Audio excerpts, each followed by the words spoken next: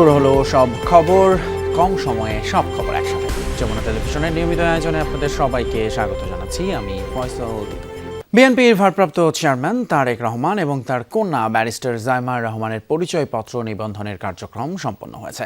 রাতে ইসির NID wing জানিয়েছে এরই মধ্যে তাদের পরিচয়পত্র প্রস্তুত হয়েছে, তবে চূড়ান্ত ভোটার তালিকায় নাম অন্তর্ভুক্ত হতে অপেক্ষা করতে হবে রোববার পর্যন্ত। আইন অনুযায়ী কমিশন সভার অনুমোদন সাপেক্ষে অন্তর্ভুক্ত হতে হবে ভোটার তালিকায়। এরপর মনোনয়নপত্র তোলা এবং দাখিলের জন্য সময় পাবেন একদিন।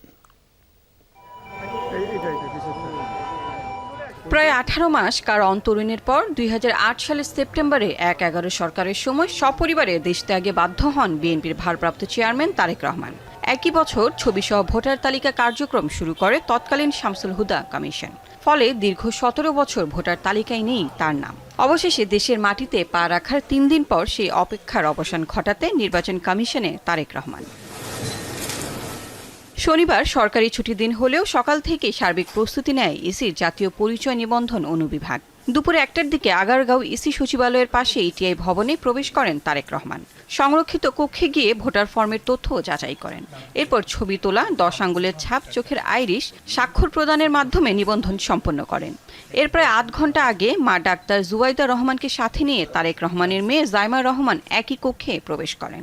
এ সময় ভোটার হওয়ার সকল প্রক্রিয়া সম্পন্ন করেন জাইমা রহমানও। নিবন্ধন কার্যক্রম শেষ করে সবাইকে শুভেচ্ছা জানিয়ে নির্বাচন কমিশন এলাকা ত্যাগ করেন তারেক রহমান। ঢাকা 17 আসনের গুলশান এলাকার 19 নম্বর ওয়ার্ডে ভোটার হতে আবেদন করেছেন তারেক রহমান ও জাইমা রহমান।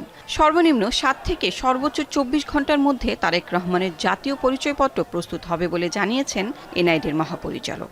নিজের মতো করে কাজ করে সে।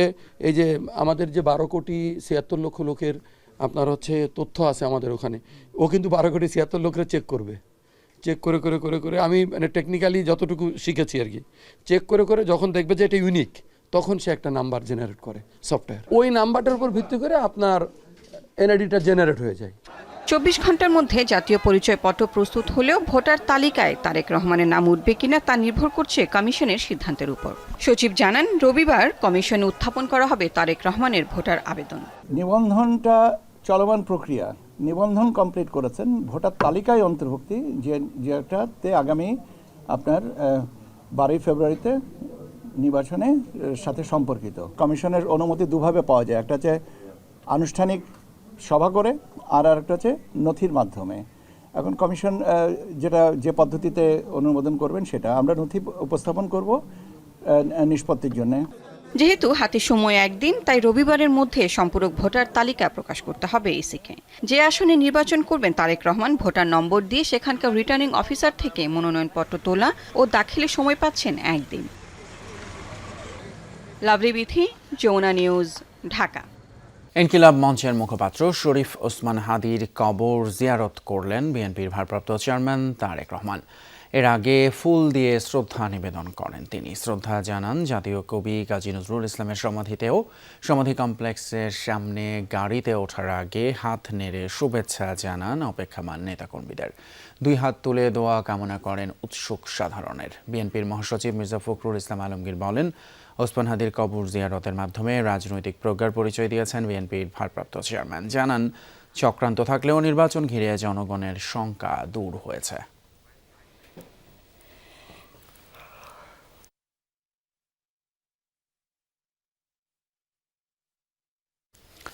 গণ অধিকার পরিষদ ছেড়ে বিএনপিতে যোগ দিলেন দলটির সাধারণ সম্পাদক রাশেদ খান। ঝিনাইদহ 4 আসন থেকে ধানের শীষের হয়ে লড়বেন তিনি। তাকে জেতাতে নেতাকর্মীদের নির্দেশ দিয়েছেন বিএনপির মহাসচিব মির্জা ফখরুল ইসলাম আলমগীর। বলেছেন, এতে দীর্ঘদিন রাজপথে থাকা তরুণ এই নেতার রাজনৈতিক পথ আরও সমৃদ্ধ হবে। দলের কৌশল মেনে সবাইকে রাশেদ খানের পক্ষে কাজ করার আহ্বান জানিয়েছেন দলটির স্থায়ী কমিটির সদস্য সালাউদ্দিন আহমদও। আমরা এই রিপোর্টটি একটু পরে দেখাবো। তার আগে আমরা একটু সরাসরি যেতে চাই এভারকেয়ার হাসপাতালে। সেখানে খালেদা জিয়ার সবশেষ শারীরিক অবস্থা নিয়ে ব্রিফ করছেন ডক্টর জাহিদ। উপস্থিত সাংবাদিক ভাই ও বোনেরা, আসসালামু আলাইকুম। আপনারা দেখেছেন বাংলাদেশ জাতীয়তাবাদী দলের ভারপ্রাপ্ত চেয়ারম্যান জনাব তারেক রহমান, ওনার সহধর্মিনী ডাক্তার জুবাইদা রহমান সহ কিছুক্ষণ আগে এবার কেয়ার হসপিটালে বাংলাদেশ জাতীয়তাবাদী দলের চেয়ারম্যান দেশনেত্রী বেগম খালেদা জিয়া চিকিৎসাধীন আছেন। ওনাকে দেখার জন্য আজকে দ্বিতীয়বারের মতো এসেছিলেন এবং উনি দীর্ঘক্ষণ ওনার মা অর্থাৎ জাতীয়তাবাদী দলের চেয়ারম্যান দেশনেত্রী বেগম খালেদা জিয়ার শয্যা পাশে উনি উপস্থিত ছিলেন এবং উনি একজন ছেলে হিসাবে মায়ের প্রতি যে মমত্ববোধ সেটি বহিঃপ্রকাশী এটি। আর এই সময়ই মেডিকেল বোর্ড সাধারণত বসে 10টার দিকে, আপনাদেরকে আগেও বলেছি। সেই মেডিকেল বোর্ডের সদস্য হিসাবে ডাক্তার জুবাইদা রহমান আমাদের ইউকে এবং ইউএসএতে যে সমস্ত সদস্যরা এবং বাংলাদেশের চিকিৎসকরা মেডিকেল বোর্ডের দেশনেত্রী বেগম খালেদা জিয়ার চিকিৎসার জন্য দায়িত্ব পালন করছেন, তাদের সাথে উনিও মেডিকেল বোর্ডে ছিলেন এবং মেডিকেল বোর্ডে সদস্যদের সর্বসম্মত সিদ্ধান্তক্রমেই এখানে এবার কেয়ার হসপিটালে ডাক্তার শাহাবুদ্দিন তালুকদারের নেতৃত্বে চিকিৎসা চলছে এবং এই চিকিৎসা অন্যান্য দিন যেরকমভাবে হয়, অর্থাৎ পরামর্শ ওনারা যেরকমভাবে দেন সেই অনুযায়ী পরবর্তী চিকিৎসা ওনার পরিচালনা করা হয় এবং সেই উপদেশ মোতাবেকই চিকিৎসা যাতে যথাযথভাবে হয় সেই দিকে মেডিকেল বোর্ডের সদস্যগণ সার্বক্ষণিকভাবে দৃষ্টি রাখেন এবং ইনি নিবিড় তত্ত্বাবধানে, অর্থাৎ আপনারা যেটাকে আইসিইউ বলেন, সেখানে উনি চিকিৎসাধীন আছেন। ওনার সুস্থতার জন্য আপনারা সবাই আল্লাহ রাব্বুল আলামিনের কাছে দোয়া করবেন। উনি নিজে এবং ওনার পরিবারের পক্ষ থেকে, অর্থাৎ জনাব তারেক রহমান এবং ওনার পরিবারের পক্ষ থেকে দেশবাসীর কাছে দেশনেত্রী বেগম খালেদা জিয়ার সুস্থতার জন্য দোয়া চাওয়া হয়েছে এবং সেই দোয়া সবসময় দেশের মানুষ করছে, সেজন্য উনি কৃতজ্ঞতা প্রকাশ করেছেন। চিকিৎসক সহ স্বাস্থ্য অর্থাৎ নার্স, অন্যান্য প্যারামেডিক্স দায়িত্ব পালন করছেন, সেজন্য উনি সবাইকে ধন্যবাদ জানিয়েছেন এবং কৃতজ্ঞতা প্রকাশ করছেন মায়ের চিকিৎসার জন্য সবসময় দায়িত্ব পালন করার কারণে। অন্যদিকে এই হসপিটালে ভর্তিকৃত রোগীদের চিকিৎসায় যাতে কোনো ধরনের ব্যাঘাত না হয় সেজন্য উনি দলীয় নেতাকর্মীদেরকে আহ্বান জানিয়েছেন যাতে ওনারা অহেতুক হসপিটালের চিকিৎসা কার্যক্রমে ব্যাঘাত সৃষ্টি হয় এমন কোনো কার্যক্রম থেকে, অর্থাৎ তাদের ব্যাপক উপস্থিতি অথবা তাদের অহেতুক কোনো ধরনের উপস্থিতি চিকিৎসার যাতে বিড়ম্বনার সৃষ্টি না করে, অথবা এই হসপিটালে আগত রুগীরা যাতে চিকিৎসা সঠিকভাবে নিতে পারে সেজন্য উনি অত্যন্ত ওনার কনসার্ন শো করেছেন এবং সেজন্য দলীয় নেতাকর্মীকে উনি নির্দেশ দিয়েছেন এবং অনুরোধ করেছেন যাতে এই হসপিটালে চিকিৎসার জন্য যারা রোগীরা আছে এবং দেশনেত্রী বেগম খালেদা জিয়ার চিকিৎসাতেও যাতে ব্যাঘাত না হয়, অন্য রোগীদের চিকিৎসাতেও যাতে কোনো ব্যাঘাত সৃষ্টি না হয় সেই জন্য সবাই যাতে অত্যন্ত সাবধানতা অবলম্বন করে এবং কোনো ধরনের অতি উৎসাহী কোনো কার্যক্রমের সাথে নিজেদেরকে জড়িত না করে। আর আপনাদের মাধ্যমে আমরা এটুকু যা বলতে পারি, দেশনেত্রী বেগম খালেদা জিয়ার যে চিকিৎসা এখানে চলছে সেখানে চিকিৎসকরা তাদের সর্বোচ্চ মেধা দিয়ে দেশের এবং বিদেশের চিকিৎসকরা তাদের দায়িত্ব পালন করছে এবং দায়িত্ব পালন করতে থাকবে। ওনার সুস্থতার জন্য আমরা মহান রাব্বুল আলামিনের যেমন সাহায্য, দোয়া, রহমত চাই, সেই সাথে আমরা দেশবাসীর কাছেও দেশনেত্রী বেগম খালেদা জিয়ার সুস্থতার জন্য ওনার পরিবারের পক্ষ থেকে, বিশেষ করে ভারপ্রাপ্ত চেয়ারম্যান জনাব তারেক রহমানের পক্ষ থেকে আমরা সবাই আপনাদের মাধ্যমে দেশবাসীর কাছে দোয়া চাই। সবাইকে ধন্যবাদ।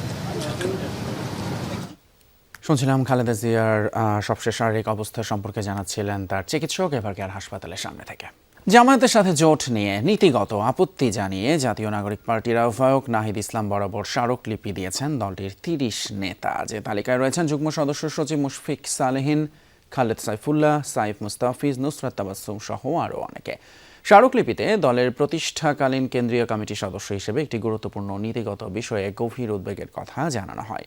সম্প্রতি জামায়াতে ইসলামী সহ ৮ দলীয় জোটের সঙ্গে রাজনৈতিক জোট বা আসন সমঝোতার সম্ভাবনা নিয়ে যে আলোচনা সামনে এসেছে সে বিষয়ে তাদের আপত্তির কথা জানানো হয় স্মারকলিপিতে। এতে বলা হয় 1971 সালে মুক্তিযুদ্ধের সময় জামায়াতে ইসলামের স্বাধীনতা বিরোধী ভূমিকা, গণহত্যায় সহযোগিতা, বাংলাদেশের গণতান্ত্রিক চেতনা এবং এনসিপির মূল্যবোধের সাথে সাংঘর্ষিক।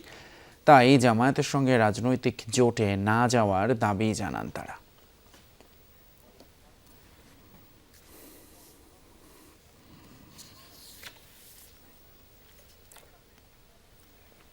অবভিয়াসলি দল একটা কঠিন সময় পার করছে। আমাদের যে সিদ্ধান্ত গ্রহণের যে প্রেক্ষাপটটা আছে সে প্রেক্ষাপটটা হচ্ছে আমাদের যে গণতান্ত্রিক যে উত্তরণ, সেই উত্তরণে আগামী সংসদটা আসলেই একতরফা কোনো একটা একদলীয় যাতে শাসন ব্যবস্থা কায়েম না হয় সেটা একটা গুরুত্বপূর্ণ অগ্রাধিকার। এবং এখানে আমাদের ফোকাসটা থাকতে হবে যে আমাদের আধিপত্যবাদ বিরোধী এবং সংস্কারপন্থী যারা আছে, যেটা জুলাইয়ের আকাঙ্ক্ষা, সেটা বাস্তবায়নেই আলটিমেটলি আমাদের কাজ করে যাওয়া উচিত। এনসিপি থেকে পদত্যাগ করে ঢাকা ৯ আসনের স্বতন্ত্র প্রার্থী হিসেবে নির্বাচনের ঘোষণা দিলেন ডাক্তার তাসনিম জারা। শনিবার ভেরিফাইড ফেসবুক পেজ থেকে তাসনিম জারা জানান, তার স্বপ্ন ছিল একটি রাজনৈতিক দলের প্ল্যাটফর্ম থেকে সংসদে গিয়ে ঢাকা ৯ আসনের মানুষের এবং দেশের সেবা করার। তবে বাস্তবিক প্রেক্ষাপটে তিনি কোনো নির্দিষ্ট দল বা জোটের প্রার্থী হিসেবে নির্বাচনে অংশগ্রহণ না করার সিদ্ধান্ত নিয়েছেন। নতুন রাজনৈতিক সংস্কৃতি গড়ার প্রতিশ্রুতি রক্ষায় স্বতন্ত্র প্রার্থী হিসেবে নির্বাচনের কথা জানান তিনি। আগামী নির্বাচনে সম্ভাব্য প্রার্থী তাসনিম জারা ফেসবুকে ঘোষণা দিয়ে গণচাঁদার মাধ্যমে ৪৭ লাখ টাকা তুলেছিলেন। যারা তাকে নির্বাচনের জন্য চাঁদা দিয়েছিলেন, স্বতন্ত্র প্রার্থী হওয়ায় টাকা ফেরত দেওয়ার প্রতিশ্রুতিও দিয়েছেন তিনি।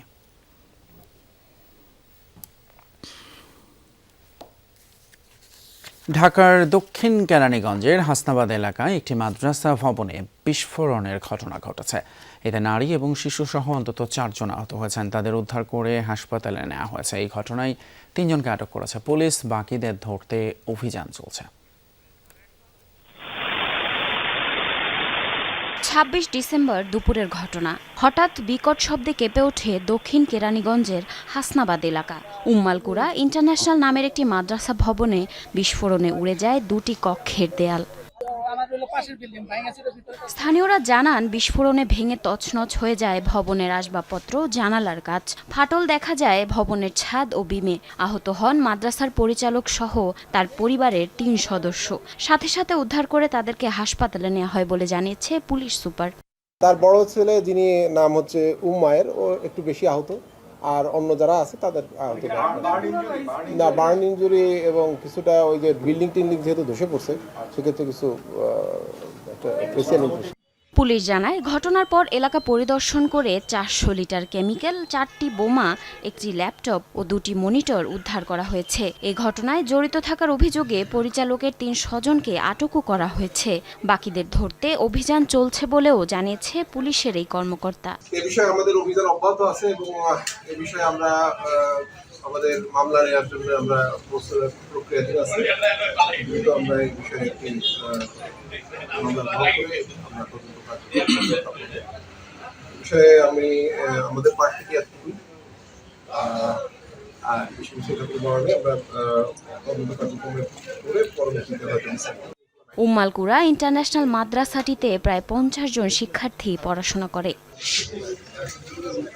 জারিন অর্নি, যমুনা নিউজ।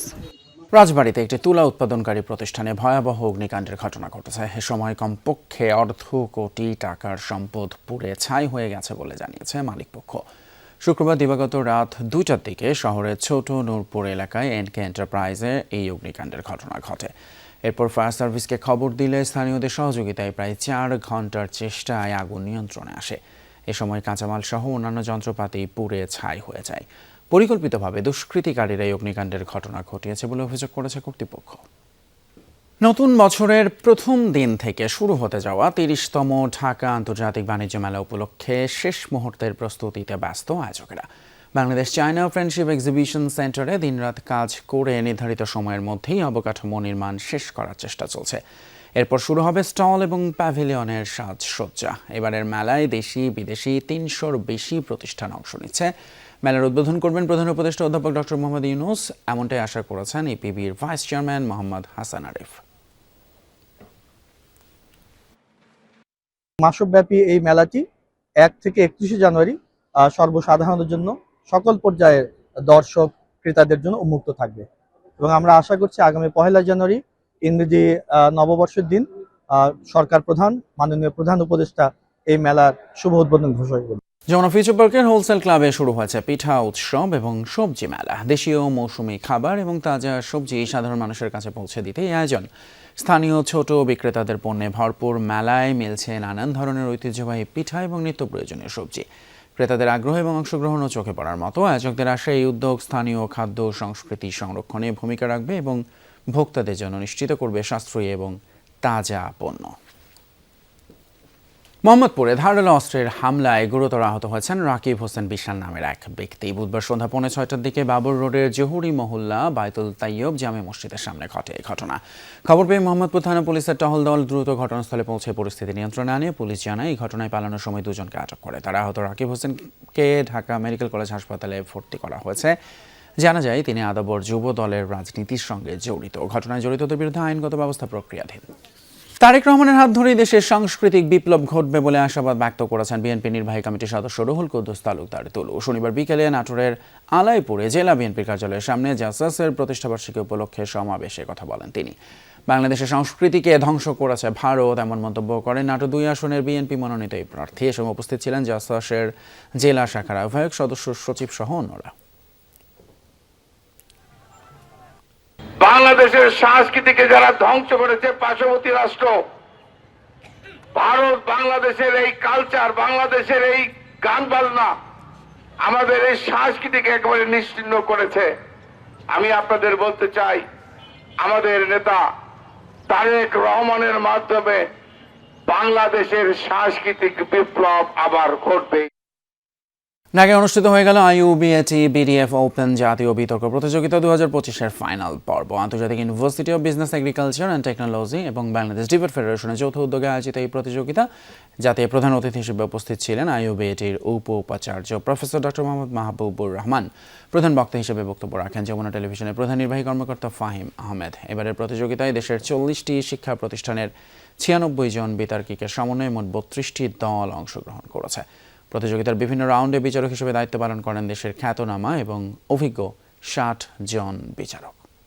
রাবেয়া খাতুন ফাউন্ডেশনের উদ্যোগে বরেণ্য কথা সাহিত্যিক রাবেয়া খাতুন, রিজিয়া রহমান এবং সব্যসাচী লেখক সৈয়দ শামসুল হকের জন্মদিন উপলক্ষে এক বিশেষ আলোচনা ও সাংস্কৃতিক অনুষ্ঠানের আয়োজন করা হয়। অনুষ্ঠানের শুরুতেই শিল্পী জয়িতার গাওয়া রবীন্দ্রসঙ্গীতের মধ্য দিয়ে শুরু হয় আয়োজন। সঞ্চালনায় ছিলেন বিশিষ্ট অভিনেতা ও নির্মাতা আফজাল হোসেন। অনুষ্ঠানে 3 জনের সাহিত্যকর্ম থেকে পাঠ করে শোনান দেশ বরেণ্য আবৃত্তি শিল্পী শিমুল মুস্তফা এবং বিশিষ্ট অভিনেত্রী আবৃত্তি শিল্পী ত্রপা মজুমদার। অনুষ্ঠানে বরেণ্য এই 3 সাহিত্যিকের জীবন ও কর্ম নিয়ে আলোচনায় অংশ নেন কথা সাহিত্যিক ও সম্পাদক ইমদাদুল হক মিলন, অভিনেত্রী এবং নির্মাতা আফসানা মিমি সহ আরও অনেকে। দেশের স্বনামধন্য প্রসাধনী ব্র্যান্ড লিরা এম্পোরিয়াম তাদের সর্ববৃহৎ ফ্ল্যাগশিপ স্টোর উদ্বোধন করেছে। যমুনা ফিউচার পার্কের গ্রাউন্ড ফ্লোরে স্টোর যাত্রা শুরু করলো। উদ্বোধন উপলক্ষে সকল পণ্যের উপর থাকছে ফ্ল্যাট 30% ডিসকাউন্ট। উক্ত অনুষ্ঠানে লিরা এম্পোরিয়ামের স্বত্বাধিকারী লাবিবা মাইশা, চেয়ারম্যান আঞ্জুমান আরা বেগম এবং যমুনা গ্রুপের পরিচালক ডক্টর মোহাম্মদ আলমগীর আলম উপস্থিত ছিলেন। এছাড়া উদ্বোধন উপলক্ষে হাজির হন বিশিষ্ট ইনফ্লুয়েন্সার বারিশা হক, ফরজানা ইসলাম, ইশায়াত তাহসিন, ফারিয়া ইসলাম, তামান্না তাসনিম সহ আরও অনেকে।